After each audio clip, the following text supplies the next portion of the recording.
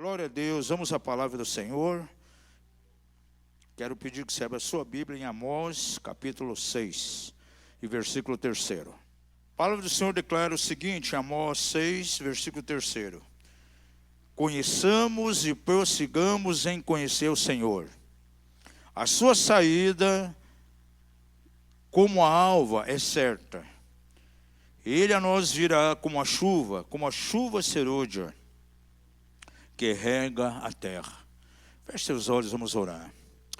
Pai maravilhoso, nós adoramos a Ti nesse momento, nós bendizemos ao Teu nome. Reconhecemos, Senhor, a necessidade que temos diante de Ti. E nos colocamos pedindo que a Tua palavra venha sobre nós. Ó Pai, nos colocamos na Tua presença com o coração abertos. E que a palavra do Senhor venha nos alcançar de uma maneira poderosa. Também aqueles que estão online sejam alcançados pela Tua palavra nessa noite. E que o Senhor esteja cumprindo aquilo que Ele já designou. Sabemos que toda palavra liberada por Ti, Senhor, não voltará para Ti vazia. Antes cumprirá o objetivo, o desígnio para o qual ela foi determinada. E que a Tua palavra venha de maneira forte nessa noite sobre cada coração. E que mais uma vez o nome do Senhor seja glorificado. Adoramos a Ti no maravilhoso nome de Jesus. Amém e amém. A palavra dessa noite vai ser bem curta, mas é muito importante que você esteja bem atento, requer a tua atenção de maneira profunda. E eu quero partir trazendo um pensamento para você. Em cima disso nós queremos estar trabalhando nessa noite. Eu coloquei algo aqui em cima disso que nós queremos estar ministrando. Que esse pensamento cai no teu coração. Você não pode fazer tudo o que Deus te chamou a fazer. E também você não pode ser tudo aquilo que Deus pensou para a tua vida. Quantos creem aqui que Deus tem tido pensamentos acerca de você? A palavra de Deus declara isso em Jeremias. Você diz assim: eu sei os pensamentos que tenho tido acerca de ti. Pensamentos de paz. Pensamentos para trazer a você um futuro e uma segurança. Então Deus tem pensamentos acerca de nós. Vou repetir, você não pode fazer tudo que Deus te chamou a fazer, e não pode ser tudo que Deus pensou para a tua vida, se você não deixar que Jesus seja tudo que Ele pode chegar a ser para você. O versículo que nós lemos aqui declara: conheçamos e prossigamos em conhecer o Senhor. Diga ao seu vizinho, você precisa ter uma vida de contínuo conhecimento do Senhor. E isso para nós é muito importante, porque conforme é o nível de conhecimento que nós temos de Jesus, conforme é o nível do conhecimento que temos daquilo que Ele é, assim será a nossa experiência. Eu não posso ter uma caminhada com Deus, eu não posso ter uma experiência com Deus num nível acima da compreensão que eu tenho acerca de quem é Jesus e aquilo que Ele pode fazer na minha vida. Então muitas vezes o meu conhecimento, que muitas vezes é muito pequeno acerca de Jesus, acaba limitando a própria obra dele na minha vida. Eu acabo impedindo que Ele seja aquilo que Ele deseja ser na minha vida. Por isso eu dei o nome dessa mensagem: conhecendo Jesus na totalidade. O Senhor deseja que nós conheçamos a Ele de maneira plena. E Ele quer se revelar em nós e através de nós também, na sua plenitude. E esse é verdadeiramente o desejo do seu coração. Todos nós que estamos aqui, aqueles que estão acompanhando online, conhecem Jesus como Salvador. Glória a Deus, isso é muito bom. Conhecemos Ele como libertador, porque nos tira de cadeias opressoras, muitas vezes de poços violentos de depressão. Glória a Deus, Ele é o nosso libertador. Mas Jesus é muito mais do que simplesmente um Salvador e um Libertador. Na vida de um cristão, a salvação é uma porta. A vida com Deus é uma caminhada, e a porta é a salvação, é o início de tudo. E muitos filhos de Deus entraram pela porta, mas não estão progredindo, não estão crescendo, não estão amadurecendo, como diz o texto aqui, não estão prosseguindo em conhecer o Senhor. Então Jesus na vida dele está limitado. Ele é simplesmente um Salvador libertador. Diga ao seu vizinho, Jesus na tua vida tem que ser muito mais, bem mais que um Salvador ou um libertador. Agora, essas coisas eu vou alcançando, eu vou experimentando aquilo que Jesus é na minha vida, e Ele vai se manifestando através de mim, dentro dessas qualidades, na maneira que eu vou crescendo no conhecimento dEle. Se eu me limito a conhecer Jesus simplesmente como um Salvador, um Libertador, aquele que pode me abençoar, simplesmente eu vou estacionar e não vou prosseguir na minha caminhada, e Ele não vai ser manifestado, revelado através de mim de uma maneira plena. É interessante que Jesus, Ele é o nosso modelo de vida, Ele é o exemplo em tudo. E é muito importante que nós, como cristãos, entendamos que nós não fomos chamados simplesmente para ser salvos, sermos abençoados, mas para manifestar o caráter e a vida de Jesus aqui na terra. Para muitos, a salvação é como se fosse um bilhete de seguro contra o fogo do inferno, ou um bilhete de passagem para o céu. Mas salvação é muito mais que isso. Salvação é a porta que se abre para que eu entre por ela e um projeto de Deus comece na minha vida, um projeto de transformação, conformando a minha vida, conformando o meu ser na mesma imagem de Jesus, para que eu possa representar e manifestar Ele aqui na terra, por onde eu passar. Lá no meu local de trabalho, aonde eu estou, na minha vizinhança. Abra sua Bíblia lá em 1 João 2,6. Aqui fala de maneira bem clara desse modelo de vida. Jesus é o nosso modelo de vida, é o nosso mestre por excelência, é Ele que aponta como nós devemos viver aqui.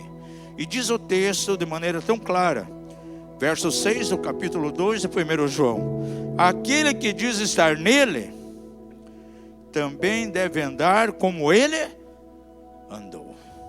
Amados, isso aqui está bem acima, muito acima do que eu simplesmente experimentar na minha vida uma experiência de ser salvo e ponto final. Não, é algo mais. E o João ainda fala na sua carta, no capítulo 4, verso 17: nisto é aperfeiçoado em nós o amor, para que no dia do juízo tenhamos confiança, porque qual Ele é, somos também nós neste mundo. Diga assim comigo: porque qual Jesus é, também eu sou neste mundo. Agora, para que isso aconteça em mim, para que seja uma verdade, eu tenho que crescer sim na revelação e no conhecimento de Jesus. E tenho que conhecer de maneira completamente plena. E esse é o chamado para mim e para você. Amados, quantos filhos de Deus receberam o perdão de Deus do seu passado, porém eles não têm o favor e a sabedoria de Deus para viver o seu presente. E claro que nessa condição ele não pode projetar de maneira abençoada o seu futuro. Ele tem talvez uma visão negativa do seu futuro. Veja que a minha caminhada rumo a um destino profético depende muito da minha experiência que eu tenho com o Senhor. Não simplesmente ver Ele como Salvador, mas como alguém que quer ser tudo na minha vida. Alguém que quer que eu alcance na plenitude tudo aquilo que Ele pode ser em mim. Isso vai me garantir um presente maravilhoso e vai projetar diante de mim um futuro extraordinário. Tem muitos cristãos que não têm projeto de vida, gente, na sua vida espiritual. São pessoas simplesmente que não têm um destino profético. Você pode perguntar a Ele: qual é o teu projeto de vida? Qual o desejo do teu coração? Eu quero realmente glorificar Deus. Tá bom, mas de que maneira você vai glorificar? De maneira específica, o que Deus quer da tua vida, especificamente você que vai o glorificar. Gente, é muito generalizado simplesmente chegar e dizer: olha, Deus quer realmente que eu glorifique o nome dele aqui. Sim, mas de que maneira eu vou glorificar? Agora, quando eu começo a entender o que Deus é em mim, o que Jesus representa para mim, o que Ele pode ser em mim e fazer através de mim, aí é um outro nível, gente. Aí eu começo a ter uma perspectiva assim profética, eu começo a ter verdadeiramente um destino na minha caminhada com Deus. Amados, quando você vai estudar em Marcos 6, por exemplo, a Bíblia diz assim que Jesus, ele sai ali da região da Galileia e vai lá para a sua cidade, vai lá para Nazaré. E a Bíblia registra que o poder de Deus estava sobre ele, e o desejo dele era curar muitas pessoas. No entanto, quando ele chega na cidade, diz o texto lá em Marcos 6, que ele não pôde operar ali grandes sinais, grandes milagres, senão curar poucos enfermos, impondo as mãos sobre eles. Agora veja, o poder de Deus estava nele. Ele queria fazer coisas grandiosas ali. Porém, a atitude das pessoas o limitaram. E qual foi a atitude que limitou Jesus, impedindo que ele operasse grandes sinais? É a maneira com a qual aquele povo o conhecia. A que nível eles estavam conhecendo Jesus? Abra sua Bíblia lá em Marcos 6. E vamos ver versículo 1 ao 3. Jesus, o Filho de Deus, o enviado de Deus, o Cristo, o ungido, cuja unção estava sobre ele, para coisas extraordinárias. Porém o povo não conhecia dessa maneira. A obra de Deus acontece em nós na proporção do conhecimento que nós temos dele. E aí surge uma pergunta que eu quero fazer a vocês: qual é o teu nível de conhecimento, o teu nível de revelação acerca de Jesus nessa noite? O que Jesus é para você? Ele é simplesmente aquele que te salvou, aquele que te libertou das trevas, ou ele é algo mais? Qual o nível do teu conhecimento? Diz aqui, versículo 1 de Marcos 6. Saiu Jesus dali, ou seja, saiu da Galileia, onde estava ministrando, e foi para a sua terra. Para onde? Lá para Nazaré. E os seus discípulos seguiram. Ora, chegando o sábado, começou a ensinar na sinagoga. E muitos a ouvi-lo se maravilhavam, dizendo: de onde ele vem essas coisas? E que sabedoria é essa que lhe é dada? E como se fazem tais milagres por suas mãos? Agora veja o que eles declaram. Aqui mostra o nível de conhecimento que eles tinham de Jesus. Qual era o nível de revelação que eles tinham de Jesus? Simplesmente eu via como um ser humano, o filho da dona Maria, do seu José, o carpinteiro. Diz aqui, ó, não é este o carpinteiro, filho de Maria, irmão de Tiago, de José, de Judas e de Simão? E não estão aqui entre nós as suas irmãs? E escandalizavam-se dele. Por que Jesus não operou milagres ali?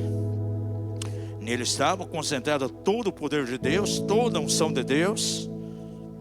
Ele poderia curar todos que estavam ali, porém não fez nenhum milagre, senão curar poucos enfermos. E as pessoas não experimentaram, devido ao nível de conhecimento que tinham de Jesus. O poder de Deus está disponível para todos, mas não se manifestou em todos. Conforme ao nível de conhecimento que a pessoa tem acerca de Jesus, isso vai determinar o que vai acontecer na vida dele. Volto a repetir, glória a Deus, somos salvos, libertos, abençoados. Mas Jesus, Ele quer ser algo mais na nossa vida. E só podemos caminhar de maneira plena, sabendo aquilo que Ele quer para nós e também fazer aquilo que Ele deseja fazer através de nós, se nós o conhecemos de uma maneira completamente plena. Aí me vem de maneira tão clara, eu quero meditar hoje aqui nessa ministração bastante no livro de João, no Evangelho de São João, porque ali tem verdades tremendas que nos revelam quem Jesus é. E ele faz uma declaração muito forte, ali no capítulo 14, no verso 6, quando ele declara: eu sou o caminho, e a verdade e a vida. Ninguém vem ao Pai senão por mim. Veja que Jesus, ele faz aqui de maneira profunda uma afirmação de exclusividade. Ele é exclusivo, ele diz: olha, eu sou o caminho, a verdade e a vida. Ninguém vem ao Pai senão por mim. Ninguém vem ao Pai se não tiver verdadeiramente uma relação, um entendimento, uma revelação profunda acerca de mim. E para nós, amados, isso é muito importante. Diga que seu vizinho: Jesus é o único caminho a Deus.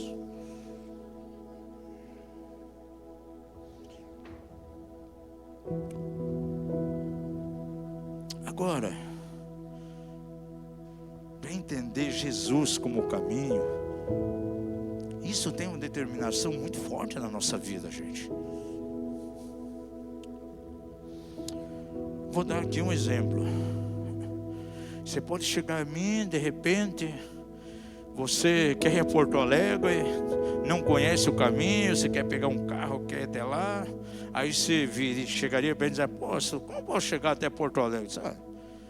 Mas é simples. Você pega aqui a BR-116, vai te levar a Porto Alegre. Mas chega alguém e diz para você: não, mas... Aí você compartilha: olha, ele falou que eu posso chegar daqui de Curitiba pela 116, vou chegar em Porto Alegre. Não, mas eu tenho um outro caminho para você que é mais fácil. Quem sabe se você pegar a 277, né, vai por outro caminho, vai para Santa Catarina, para Florianópolis, e de lá você vai então para Porto Alegre. A pessoa pode fazer isso, mas de repente ela vai ver que quase dobrou o tempo de viagem, gastou gasolina a mais, porque simplesmente tomou um outro caminho. Amado, e no nosso cotidiano, no nosso dia a dia, na nossa caminhada cristã, se apresenta diante de nós tantos caminhos. E se eu não tenho uma visão clara de que Jesus é o caminho, aquilo que Ele tem para a minha vida, aquilo que Ele designou, e eu não entro por isso, talvez eu tenha muitos problemas. Diga ao seu vizinho: Jesus, Ele não é simplesmente o teu Salvador, o teu libertador, mas Ele é também o teu caminho. É como se fosse o nosso GPS. Vai nos levar certinho ao lugar que temos que ir. Quantos de nós estamos acostumados já de ouvir: todas as religiões são boas? O senhor já viu isso? Todos os caminhos levam a Deus. Aí lá no teu trabalho, alguém sabe que você é cristão, você vai testemunhar de Jesus. Aí tem lá o macumbeiro, tem o espírita, tem o católico, que vive num outro caminho. Quem sabe eles se sentem até ofendidos: mas puxa, você é um fanático, você só fala em Deus. Todas as religiões são boas, todas elas falam de Deus, todas elas falam de Jesus. São os muitos caminhos. Quem sabe para ele até uma ofensa. Aí compartilha e conta a pessoa do trabalho: puxa, mas aquele cara é um fanático, ele só fala isso o tempo todo. Agora Jesus se revela a nós como o caminho. simplesmente porque Ele nos ama.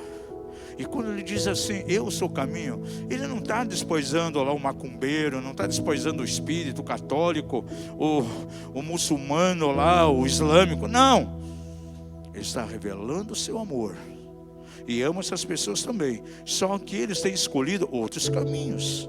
Não Jesus como o caminho. Diga ao seu vizinho, Jesus é o caminho. E Ele te leva para o lugar certo. Diga a Ele, Ele é o teu GPS.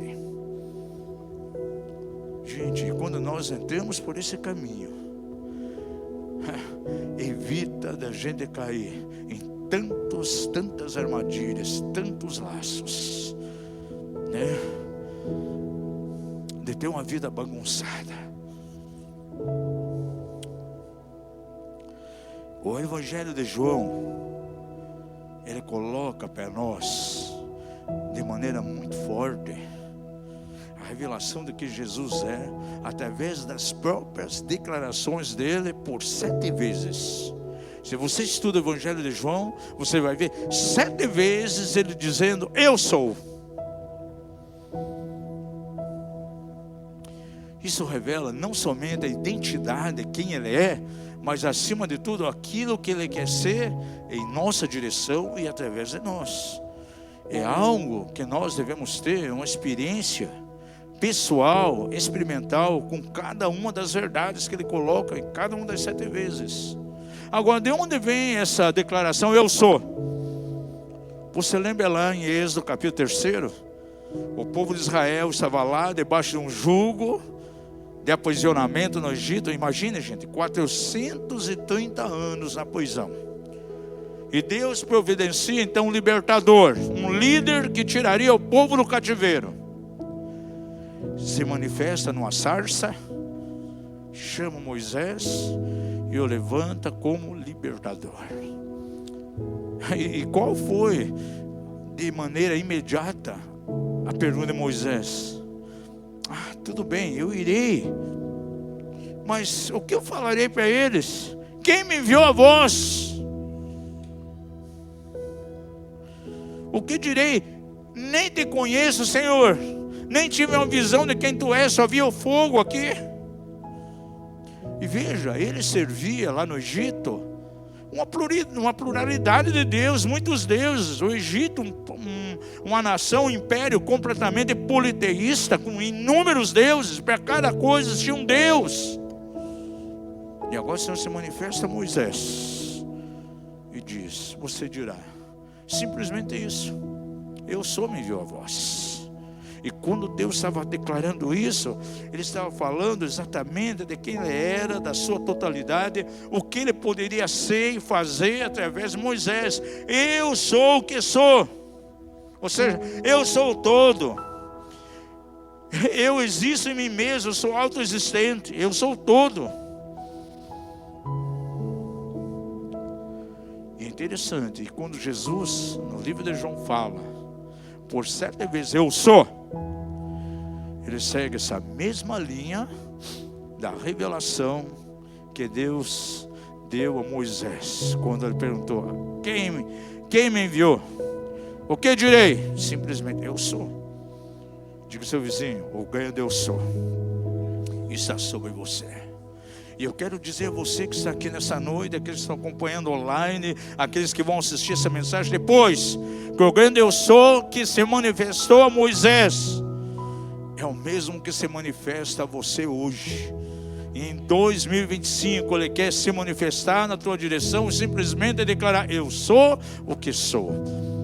E eu posso ser exatamente na tua vida aquilo que eu desejo ser, e fazer através de você aquilo que eu quero e posso fazer.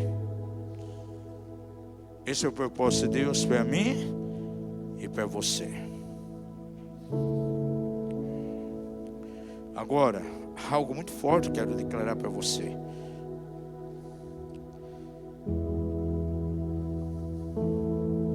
Você não pode, de maneira nenhuma, determinar quem Deus é. Diga ao seu vizinho, você não pode determinar quem Deus é. Gente, se todos nós hoje aqui deixasse de crer em Deus, você acha que isso afetaria Deus em alguma coisa? Ele continuaria sendo o mesmo, operando milagres, fazendo coisas extraordinárias. Nós levantamos a adoração aqui, enchemos a taça do Senhor de adoração, mas isso não traz nenhuma influência para Ele. Se você não quiser adorar, deixar de adorar, isso não vai afetar Deus. O nosso Deus Todo-Poderoso, Ele não tem problema de autoestima. Ai, puxa, aquela igreja está me adorando. Ai, como me sinto bem com isso. Ai, me sinto mais Deus por causa daquela adoração. Não, amados, nós adoramos a Deus por causa de nós. Porque quanto mais adoramos, mais experimentamos a paternidade dele em nossa direção. Deus não precisa de cura interior, gente. O nosso louvor não vai ministrar a cura interior a Deus, porque Ele é o que é. Ele é autoexistente. E Ele de maneira nenhuma vai ser determinado por aquilo que nós somos. Porém, eu e você podemos determinar quem será Ele para nós. Você viu aqui a diferença? Eu não posso determinar quem Deus é, mas eu posso determinar o que Ele é para mim, na minha vida pessoal, dependendo do nível de conhecimento que eu tenho acerca dele, dependendo do nível da minha revelação que eu tenho acerca de Deus. Rapidamente, puxa, brigar com o relógio não é fácil. As horas vão correndo e você vê que não falou nem 10% daquilo que precisa ser falado. Mas tudo bem, vamos correr aqui. Eu quero colocar para vocês aqui 7 vezes em que Jesus fala acerca dele mesmo. Ele não está querendo simplesmente revelar a sua identidade em nossa direção, mas sim revelar aquilo que Ele quer ser para nós e aquilo que Ele pode ser através de nós. Anote aí, número 1. Além de ser o nosso Salvador, o nosso Libertador, Jesus é aquele que dirige a nossa vida. Diga isso, Jesus é aquele que dirige a minha vida. Pode marcar aí uma referência bíblica, João, capítulo 14.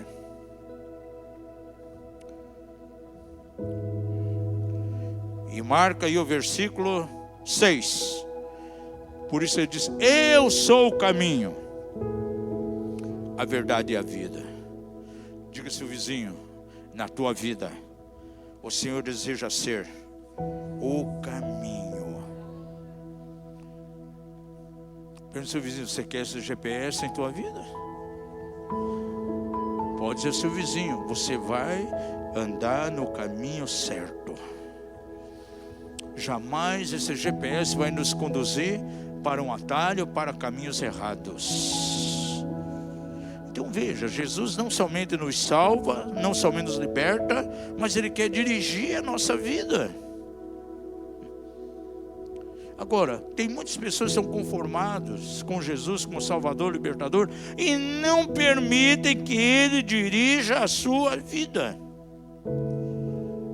Por isso vive caindo em armadilhas, faz negócio errado, entra por portas erradas, vão para um casamento errado, constrói relacionamentos errados, fazem maus negócios, porque falta a eles a direção do Senhor. Não tem o Senhor como aquele que dirige a sua vida. Amados, e se eu não permito que Jesus dirija a minha vida, com certeza eu vou viver sempre num déficit e numa falta de sabedoria para viver. Com certeza, na minha vida, muitas coisas darão errado. Jesus deseja operar na nossa retaguarda na nossa frente. Como ele opera a nossa retaguarda? Nos livrando do nosso passado, nos tirando as cadeias opressoras do passado que nos prendiam. Amém? Glória a Deus. Passamos por isso. Mas Ele quer também nos dirigir para a frente, para nos levar naquilo que está adiante, e para que eu seja dirigido por Ele. A vida cristã é exatamente dentro desse aspecto. Aquele que é filho de Deus, diz a palavra lá em Romanos, ele é dirigido por quem? Pelo Espírito Santo de Deus, por Jesus. E aquele que é guiado pelo Espírito, ele não se guia a si próprio. O grande problema dos cristãos hoje é que eles querem guiar suas vidas. Recebo a Ti, Jesus, como meu Salvador, aleluia, como meu libertador, mas não tenho Ele como meu caminho. Diga ao seu vizinho, você precisa receber Jesus como aquele que é o teu caminho.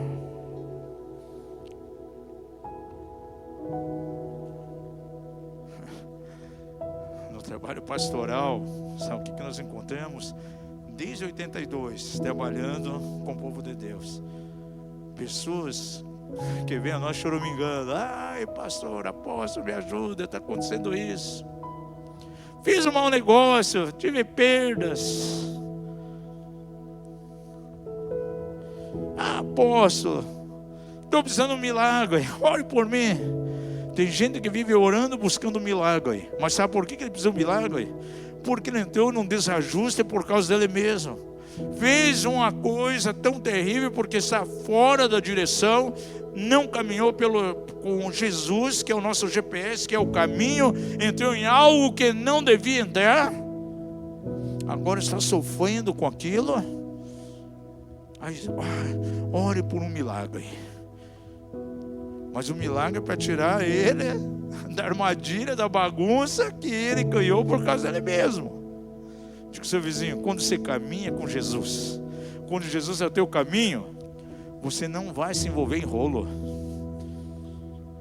não vai se envolver em bagunça, gente. Quem já viu crentes enrolados aí? Levante a mão bem baixinho para ninguém ver. Gente, crente enrolado é pior do que chicletes em cabelo sarará. Eu, quando era mais jovem, meu cabelo era sarará, tudo crespo. Depois de velho, alisou. Gente, se viam chicletes na minha cabeça, deitava em cima dos chicletes, mascando chicletes à noite, caía da boca, deitava em cima. Gente, tirar de cabelo crespo, tem que cortar o cabelo. Cortar onde está lá os chicletes. E tem alguns cristãos que são que nem chicletes em cabelo crespo, gente. Aí ele fica chorando: me ajude, olha, estou tendo problemas sérios aqui. Mas por quê? Jesus não foi o caminho dele naquele momento. Ele tem Jesus como Salvador, aleluia, como libertador. Amados, vou falar uma verdade para você, e o céu está cheio de crentes assim. Foram salvos, tudo certinho, mas quando viveram na terra aqui, era um tipo de crente que via mais enrolado, sem experimentar a vida abundante. Quem sabe vendo de altos e baixos, sempre precisando de oração, sempre precisando de milagre, mas os milagres não era para que algo glorioso acontecesse. O milagre era para escapar da bagunça que ele se envolveu. Dá uma chacoalhada no seu vizinho e diga assim: os milagres na tua vida tem que ser algo para glorificar Deus, para trazer a glória de Deus, não para te livrar das tuas bagunças. É verdade ou não é? Quantos aqui já tiveram um tempinho de bagunça na vida, depois do milagre de Deus, para te desbagunçar? Levante a mão baixinho para ninguém ver. E é só o Senhor mesmo para desbagunçar. Como diz lá no interior, a pessoa que vive muita bagunça, diz que ele é uma nhanha. Agora, só Jesus para desenhanhar essas pessoas, gente.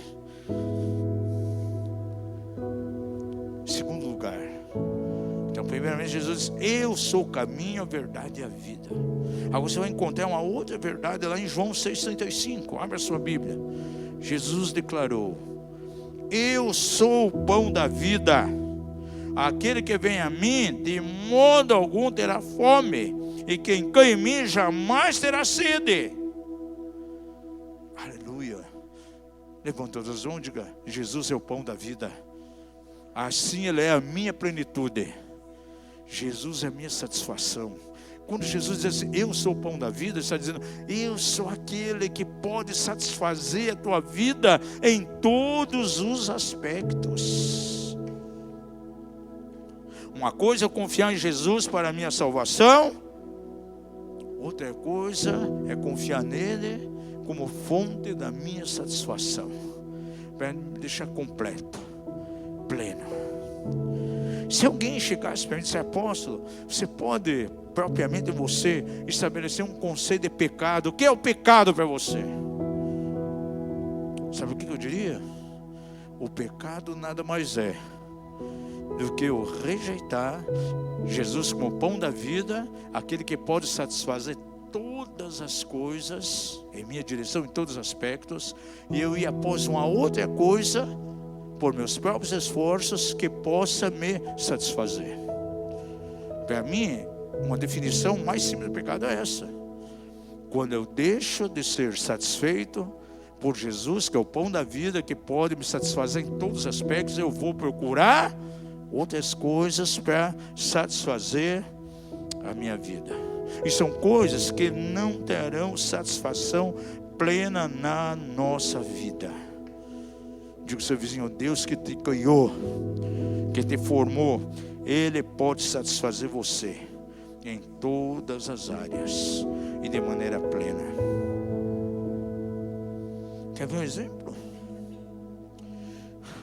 A Bíblia me ensina que eu tenho que ter diligência nos meus gastos. Eu tenho que ser um bom mordomo daquele dinheiro que Deus coloca na minha mão. Agora, o dinheiro compra tudo. Então, de repente, eu vou gastar de maneira desordenada o dinheiro que Deus me dá em coisas fúteis para satisfazer a mim de maneira momentânea. E que lá na frente me traz problema. De repente eu estou endividado.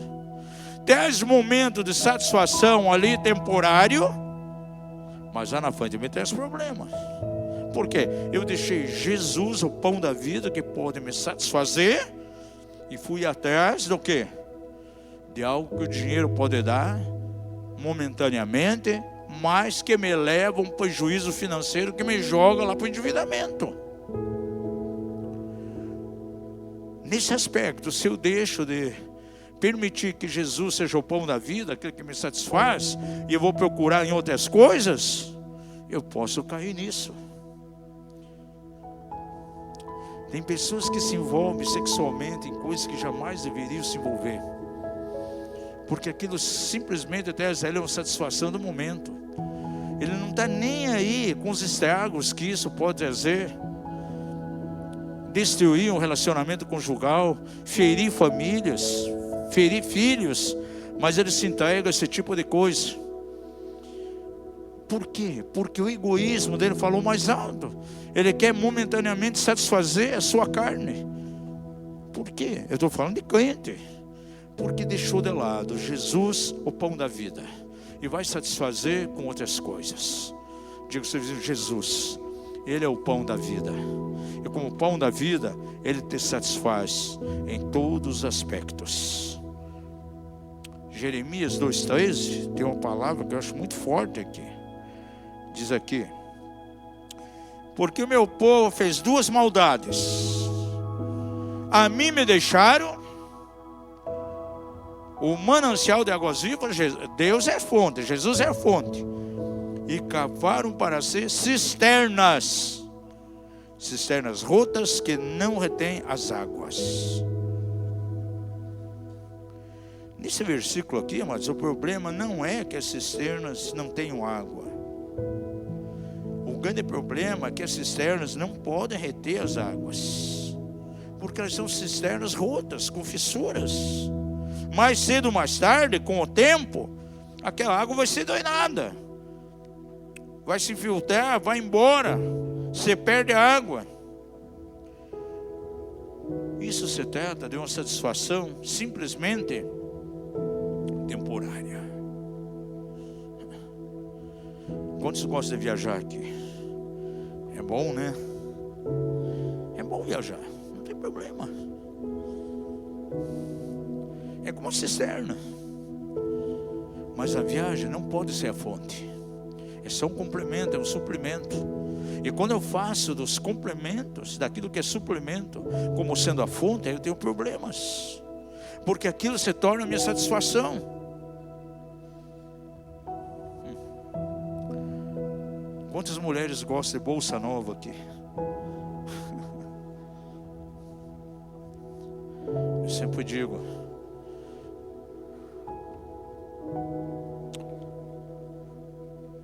mulher tem muito medo de barata e gosta muito de carinho. Tem medo de bolsa barata, né? E o que eles querem? Carinho.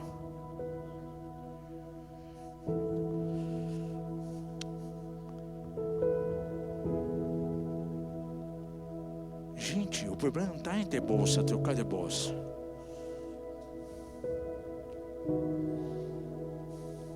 Querem anel carinho, né? Não é só carinho, eles querem uma coisa a mais, além do querer anel carinho. O problema não está em querer um anel caro. O problema não está em ficar trocando de roupa. Tem gente que faz coleção de roupa, gente.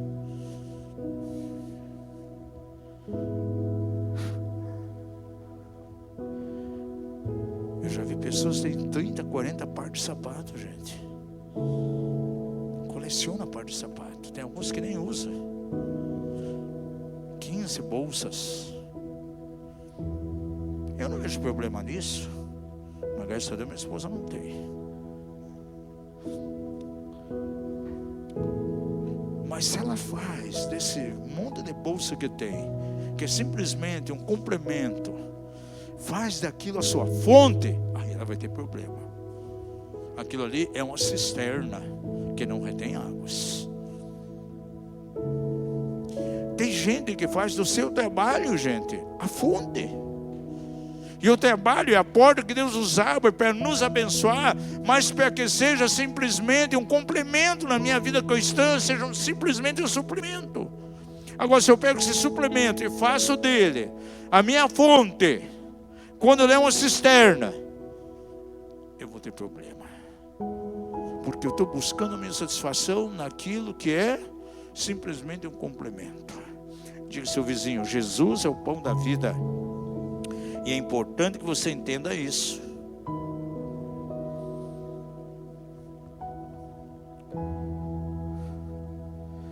Tem pessoas que são obcecadas por aquilo que simplesmente é complemento. Quer meu exemplo? Tem pessoas que para ela a maior satisfação é graduar-se dentro de uma certa profissão. Eu quero ser engenheiro, eu vou estudar, eu quero ser um bom advogado, vou fazer direito. Ela luta por todos os lados, faz daquilo a sua fonte. Ele é um cristão, mas muitas vezes deixa até o reino de Deus de lado, simplesmente para atentar para aquilo que é cisterna. Depois de alguns anos, se forma, faz uma pós-graduação, gradua-se. E depois que passa tudo isso, ela está insatisfeita. E quantos estão deprimidos, caindo em poços profundos de depressão? Pergunta ao seu vizinho, sabe por que aconteceu isso? Diga a ele, porque ela simplesmente fez da cisterna fonte. Jesus não foi a fonte dela. A fonte de satisfação. Satisfação estava naquilo que ela almejava. Conseguiu. Porque, amados, a cisterna não retém a água. Diga isso, a cisterna não retém a água. Vai ser água temporária. E se eu vejo Jesus, olho para Ele, não simplesmente como aquele que é o meu Salvador, libertador, mas aquele que é o pão da vida, eu vou entender que Ele pode me satisfazer sim, em todos os aspectos da minha caminhada.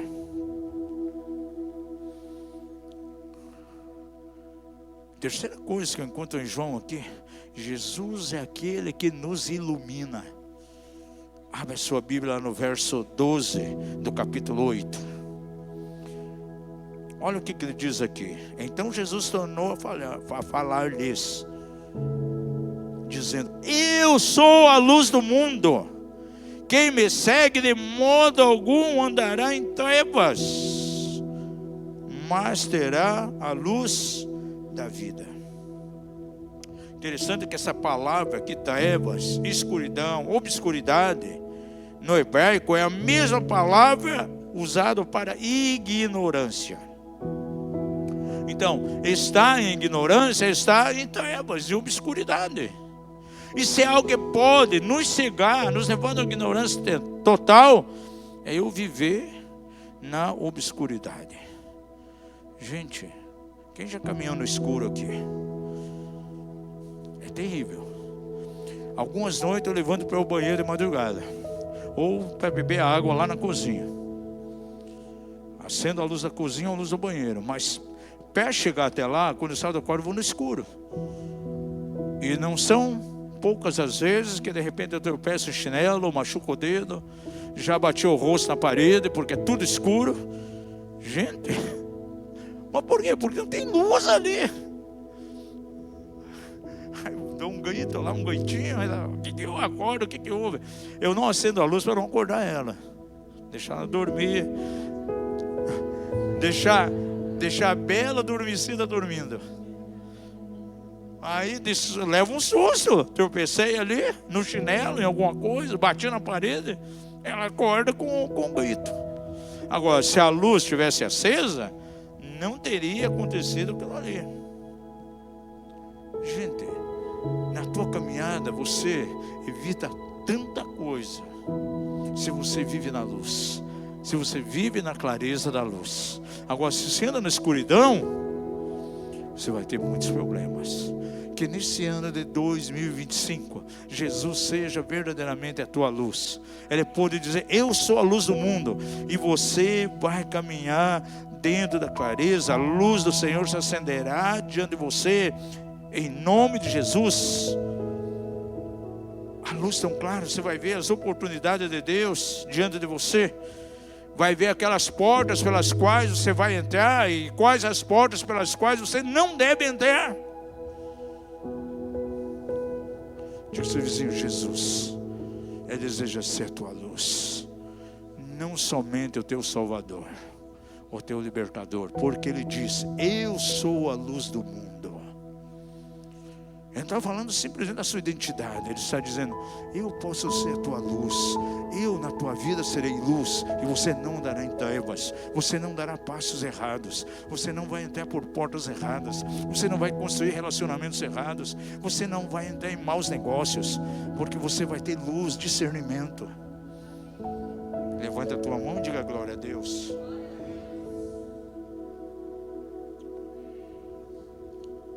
Número 4. Jesus é o nosso acesso ao Pai. E Ele diz aqui no verso 9 e 10 verso 9 e 10 de João 10. Confira aí. Eu sou a porta. Se alguém entrar por mim, será salvo.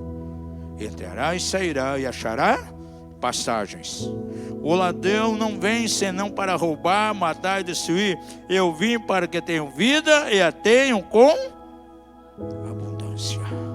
Nesses dois versículos, amados, nós não podemos separar um do outro de maneira alguma, porque ele diz aqui no verso 9: eu sou a porta. E já no verso 10 ele diz assim: eu vim. Diga assim: Jesus é a porta e Ele veio. Então, amados, não é eu e você que chegamos à porta, é a porta que veio na nossa direção.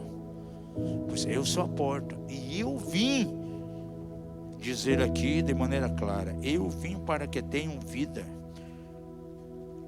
Levantando as suas mãos e diga: Jesus é a porta que veio do céu, é a porta que veio à minha vida.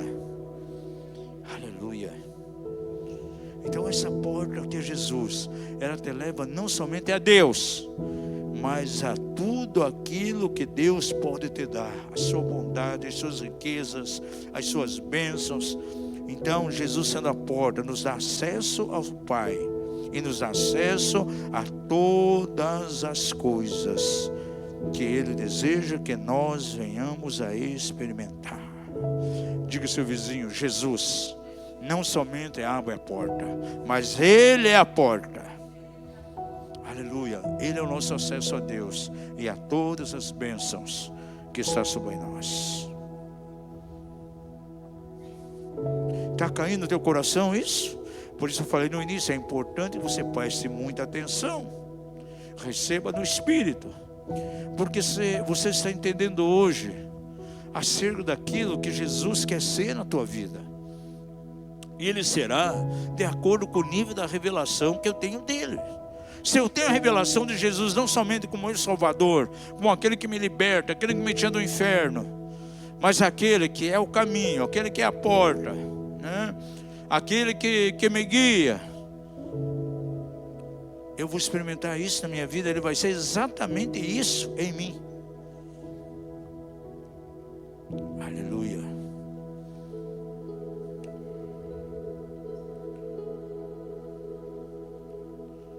Número 5. Jesus é o teu protetor. É Ele que nos protege. Veja lá em João capítulo 10, verso 11. Outra declaração que Ele faz acerca de si mesmo: eu sou o bom pastor. O bom pastor dá a sua vida pelas ovelhas. Que mensagem Jesus está trazendo a nós aqui? Como pastor, Ele é o nosso protetor, Ele é o nosso defensor, aquele que nos defende. É interessante, eu pego muitas gravuras de pastor com ovelhas, Jesus como bom pastor. E quase todas as gravuras que eu vejo, a capa de livro, é livro infantil, livro de adulto, e eu vejo o pastor com ovelhas, sempre eu vejo o pastor ali, a representação dele, com um olhar, um rosto, um aspecto tão suave, tão cândido. As ovelhinhas, ovelhas, tudo ali, dá a impressão ali de alguém completamente cândido, suave com as ovelhas. Mas gente, quando eu estudo, eu leio muitos salmos. As meditações que eu estou colocando no aplicativo da igreja, já notou, todas minhas foram no livro de Salmos. Eu vou continuar falando aí, porque o livro de Salmos ministra muito a minha vida. E a maioria deles, Davi escreveu quando estava pastorando ovelhas. Não é só o Salmo 23, os outros também. E como pastor de ovelhas, eu fico impressionado as coisas que ele escreve ali. Não é a aparência de um pastorzinho cândido, bonzinho, quietinho, com as ovelhas. Não, ele é de um guerreiro. Sabe? Eu cuidando das ovelhas, eu matei o urso, eu matei o leão. Um aspecto, um caráter de guerreiro. E quando Jesus diz: eu sou o bom pastor e posso te proteger, posso te dar segurança, Ele está mostrando a nós o seu lado guerreiro. Porque a Bíblia diz que o Senhor é um potente guerreiro. Levanta as suas mãos e diga: o Senhor é um potente guerreiro. A palavra do Senhor declara lá em Isaías 54:17: não prosperará nenhuma arma forjada contra ti, e toda língua que se levantar contra ti, e toda língua que se levantar em juízo contra você, tu a condenarás, o Senhor a condenarás. Esta é a herança dos servos do Senhor, aleluia, e a sua justificação que de mim procede, diz o Senhor. Então Davi usava todo tipo de figuras para falar dessa proteção. para falar dessa defesa que viria do Senhor, nossa direção como pastor. Tem salmo que diz: o Senhor é o meu escudo, o Senhor é a minha fortaleza, o Senhor é o meu pronto auxílio, o Senhor é o meu castelo, o Senhor é o meu alto refúgio, o Senhor é meu amparo, o Senhor é minha torre forte, e aí por diante. Diga ao seu vizinho: o Senhor quer ser o teu pastor, e como pastor, Ele vai te proteger, Ele será o teu defensor. Então Jesus não é simplesmente um salvador, Ele é também o nosso defensor, aquele que é pastor. Mas eu só posso experimentar isso se eu tenho a revelação dele como sendo o meu pastor. Pergunta ao seu vizinho: qual o nível que você tem de revelação de Jesus hoje? Pergunta a ele: o que Jesus é para você? Diga: Ele te salvou, amém, aleluia. Mas o que mais Ele é para você? Eu tenho um Deus na minha vida na proporção do Deus que eu creio. Diga ao seu vizinho: o Deus que você tem é o Deus que você crê. Eu não canso de dizer isso. O Deus que eu tenho é o Deus que eu creio que tenho. Se eu vejo um Deus limitado, Ele vai operar na minha vida de maneira limitada. Mas se eu vejo Ele ilimitado, que pode todas as coisas, aquilo que Ele faz vai além do meu entendimento, é isso que vai acontecer na minha vida.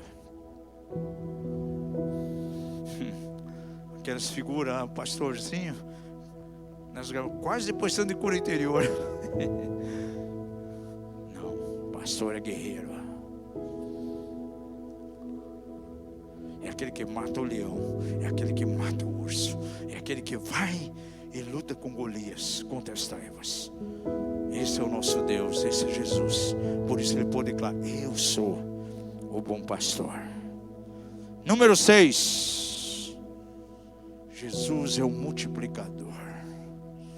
Diga ao seu vizinho: Jesus é aquele que é multiplicador na tua vida. Vamos lá para a palavra maravilhosa de João capítulo 15, os primeiros 2 versículos. Eu sou a videira verdadeira, e meu pai é o quê? O viticultor. Toda vara em mim que não dá fruto, o que Ele faz? Ele corta. E toda vara que dá fruto, Ele limpa para que dê mais fruto. Então Ele é o multiplicador, é aquele que nos frutifica. Por isso, amados, é muito importante que eu e você entendamos sim o método multiplicador que o Senhor usa. Cada ramo que dá fruto na poda, isso acontece para que dê mais fruto. E diz que Ele corta, ou seja, corta para que haja multiplicação no resto. Gente, eu vejo aqui que matemática estranha de Deus. É uma matemática até rara. Para multiplicar Ele tem que tirar. Isso é profético aqui para casa, gente. Quem está no Espírito entenda aquilo que eu estou falando. Toda vara que não dá fruto é cortada. Para quê? Para que aquela videira dê mais fruto. É a matemática de Deus. Ele tira, Ele corta para ver multiplicação. Agora é bem claro aqui: Ele tira aquela que não está dando fruto, para aquela videira dê mais fruto. E diz que aquele que está dando fruto é podado, para que haja uma frutificação mais poderosa. É interessante, né? O viticultor, ele vai lá na videira, arranca aquilo que não está produzindo. Na próxima safra está cheio de brotos novos, que logo vai dar fruto, vai amadurecer e acaba vendo uma colheita maravilhosa. Eu pergunto a você: será que existe coisa na tua vida que precisa ser podada hoje? Você deseja que essas coisas sejam podadas? Pergunta ao seu vizinho: se é coisa da tua vida que precisa ser podada, você vai deixar que o Senhor esteja podando? E quando o Senhor poda, é para que haja multiplicação, haja uma frutificação maior. Porque Ele pôde declarar: eu sou a videira verdadeira e meu Pai o viticultor. Toda vara em mim que não dá fruto, ela é cortada. E toda vara que dá fruto é limpa para que esteja dando mais fruto. Esse é o propósito de Deus. E eu sei claramente, gente, alguns de vocês aqui, alguns da casa que nem estão aqui hoje, esse ano Deus quer fazer algo tremendo. Deus quer que você avance, Deus quer que você venha, Deus quer que você venha progredir. No entanto, algumas coisas que precisam ser podadas para que isso aconteça. Eu gosto de ver exemplos práticos diante de mim. Esse dia eu estava conversando com a minha esposa. Um grande exemplo aqui. Vou falar porque são aqui, José e a Rosália.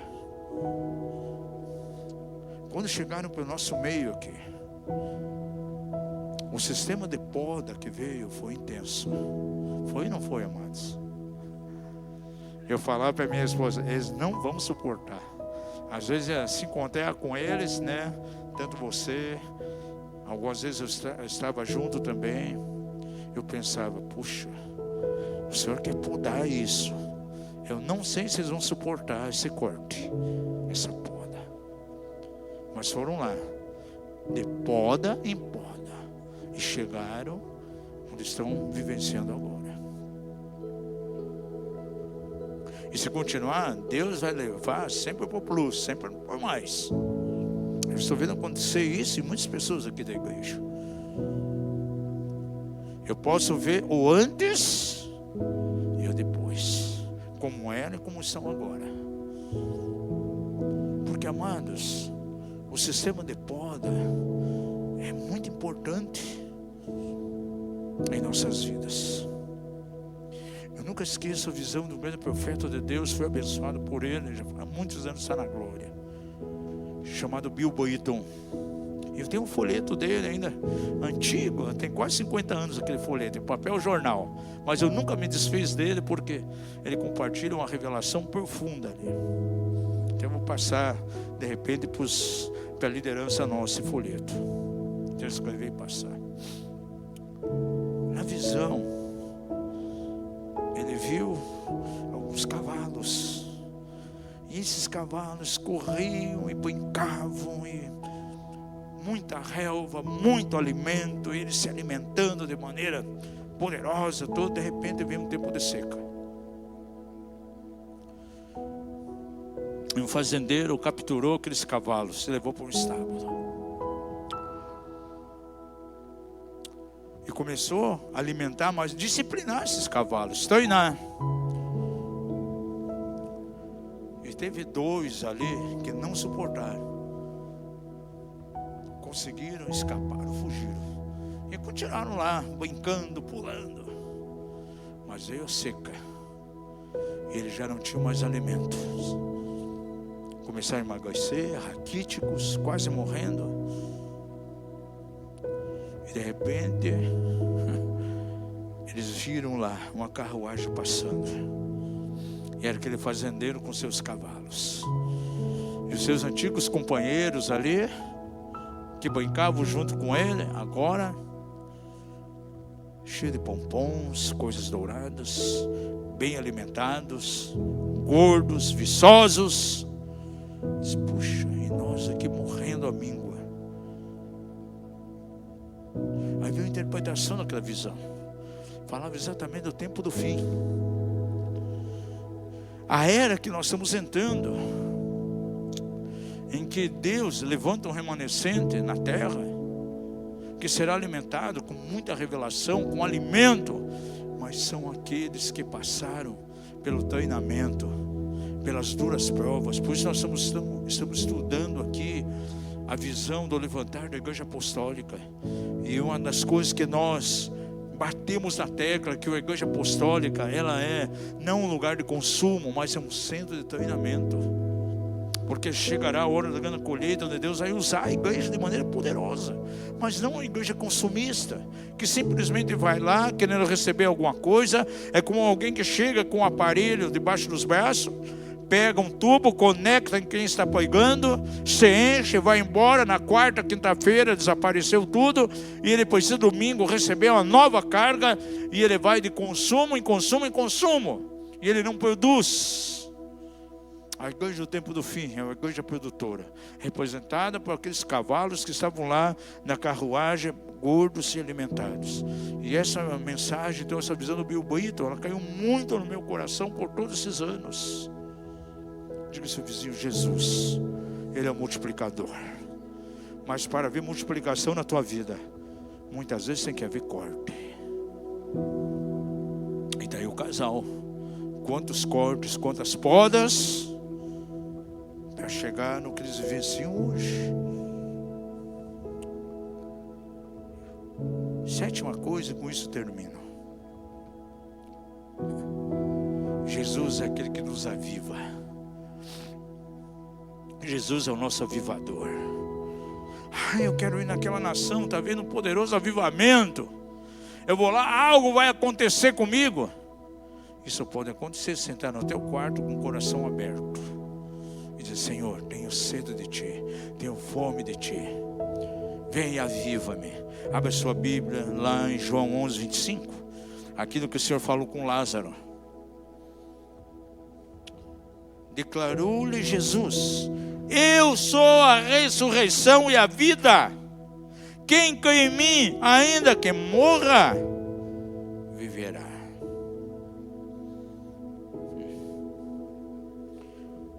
Lázaro estava morto, sim ou não? Lázaro estava morto? Estava morto. E já no terceiro dia, já cheirava mal. E Jesus olha para os seus discípulos e o povo que estava ali. O que ele falou? Jesus falou: está morto? Não, Jesus não está morto. Ele simplesmente dorme. Para o seu vizinho: por que Jesus falou isso? Responda a ele: porque Jesus sabia que Lázaro seria ressurreto. Você pode declarar: não está morto, ele dorme. Talvez há tempos atrás Deus compartilhou pensamentos que tinha acerca de você. Quem sabe você estava com todo aquele ânimo, todo aquele entusiasmo acerca de algo que Deus faria com você e através de você. Deus colocou uma semente de propósito. Passaram os anos e não aconteceu nada. E quem sabe nesses dias você tem considerado, tem meditado diante de Deus: puxa, não aconteceu nada. Aquele projeto morreu. Aquilo que Deus falou que faria através de mim na família, eu ia ganhar aquele meu parente. Deus ia me colocar num certo tipo de ministério. Não aconteceu nada, morreu. Eu quero declarar nessa noite, em nome de Jesus: não está morto, simplesmente está dormindo. E basta eu ter uma visão de Jesus como aquele que dá vida, aquele que ressuscita os mortos, para que esses sonhos, essas sementes sejam reavivadas, que esse ministério, essa visão venha à luz novamente, e eu possa caminhar na luz da realidade dessa experiência, porque Jesus é aquele que nos aviva. Levante uma das mãos e diga: Jesus é o meu avivador. E com isso Ele te tira do estancamento, Ele te tira da morte, porque aquele que crê nele, ainda que esteja morto, viverá. Ele não está morto, Ele simplesmente dorme, porque o Senhor sabia que Ele seria ressuscitado. E aquilo que Deus te chamou, aquilo que Deus projetou para você, quem sabe você já celebrou o funeral disso e declarou: está morto. Mas eu digo o contrário: não está morto. Rasgue esse atestado de óbito, cancele, renuncie o funeral que você fez e declare: simplesmente está dormindo. E não aconteceu porque não era a hora ainda. E quem sabe esse ano é a hora de começar a acontecer isso. É esse ano, é 2026, o tempo que o Senhor vai abrir aquela porta que prometeu, que não abriu até hoje. Aquele negócio que Deus colocou no teu coração, que seria concretizado e parece que morreu. Como diz outro, morreu na casca. Não morreu na casca. Simplesmente está dormindo. E quando eu vejo e olho para Jesus, como Ele sendo a ressurreição e a vida. Jesus não é simplesmente um salvador para mim, um libertador, mas Ele é aquele que é a ressurreição e a vida. Ele faz com que isso seja renovado. A pergunta do Senhor a Ezequiel: Ezequiel, profeta, me diga uma coisa: poderão esses ossos reviverem? Tu sabes, Senhor. Sim, o Senhor sabe. E Ele tem poder para ressuscitar, para vivificar, para dar vida. O Deus que você tem é o Deus que você quer. Aquilo que Jesus faz na tua vida está ligado, sim, à proporção, à medida da revelação que você tem acerca dele. Se a tua visão é limitada, Ele vai agir em você de maneira limitada. Se você está crescendo no conhecimento do Senhor, vai experimentar coisas novas. E o Senhor será aquilo que Ele é para você. Como Deus foi com Moisés, como Jesus está falando com o povo aqui: eu sou a porta, eu sou a ressurreição e a vida, eu sou o caminho, a verdade e a vida, eu sou a videira verdadeira, e assim por diante. Vamos ficar em pé em nome de Jesus.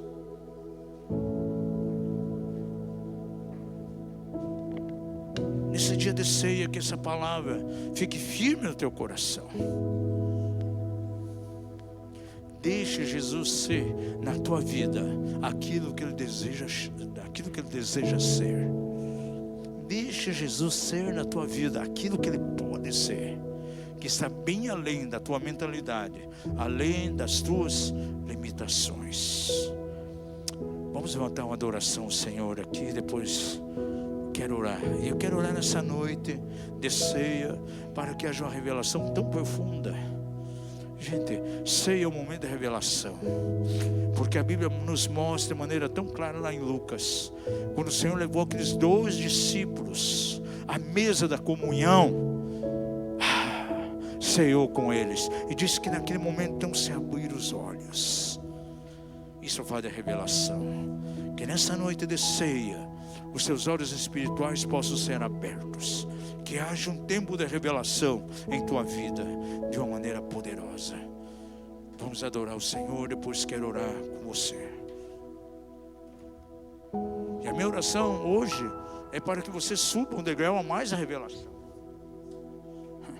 Jesus é o caminho, Ele não é o estacionamento.